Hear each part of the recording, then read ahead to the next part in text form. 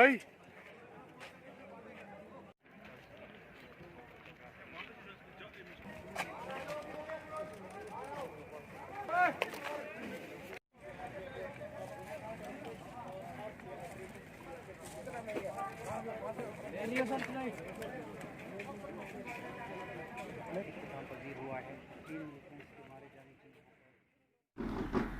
North Kashmir में पिछले एक हफ्ते में 2 एंटी टेररिस्ट ऑपरेशंस किए गए और इन दोनों ऑपरेशंस में 5 आतंकवादियों को मार गिराया गया है। 24 दिसंबर को वनीगाम गांव में, जो कि क्रीरी पट्टन के इलाके में पड़ता है, वहां एंटी टेररिस्ट ऑपरेशन में 2 टेररिस्ट को मार गिराया गया था, जिसमें एक टेररिस्ट पाकिस्तान का रहने वाला था, अबरार, 2018 से एक्टिव था, और उसके साथ दूसरा लोकल टेररिस्ट आमिर सिराज था, सोपोर का रहने वाला, जो जून 2020 से एक्टिव था। कल शाम को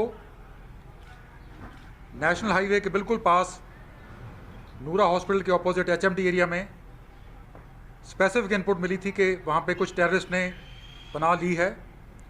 उसके बाद आर्मी, JKP और CRPF द्वारा ज्वाइंट ऑपरेशन लॉन्च किया गया, जो पूरी रात चला, और आज 11:30 बजे जब ऑपरेशन ख़त्म हुआ तो उसमें 3 टेररिस्ट जो हैं उनको मार गिराया गया। गौरतलब बात यह है कि इस इलाके में, जो पारिमपुरा का, नारबल का और बमीना का इलाका है, यहाँ पे कंटिन्यूसली इनपुट्स आ रही थी कि टेररिस्ट किसी बड़ी टेररिस्ट एक्टिविटी को अंजाम देने वाले हैं, और सभी इंटेलिजेंसीज और सिक्योरिटी फोर्सेस इंटेलिजेंस को बिल्डअप कर रही थी। और कल जब खबर आई तो उस बिल्डिंग को कॉर्डन किया गया। कॉर्डन करने के बाद टेररिस्ट को सरेंडर करने की अपील की गई। काफ़ी देर अपील करने के बाद एक टेररिस्ट बिल्डिंग से बाहर निकलने की कोशिश उसने की, लेकिन जैसे ही वो बाहर आने लगा, जो अंदर उसके बाकी साथी थे उन्होंने फायर खोल दिया और ग्रेनेड्स सिक्योरिटी फोर्सेस की तरफ उन्होंने फेंके, और उसको उन्होंने वापस अंदर बुला लिया। रात होने के बाद ऑपरेशन को हमने सस्पेंड किया, कॉर्डन जो था उसको टाइटन करके इंटैक्ट रखा, और रात भर और सुबह फर्स्ट नाइट पर हमने फिर सरेंडर की अपील की।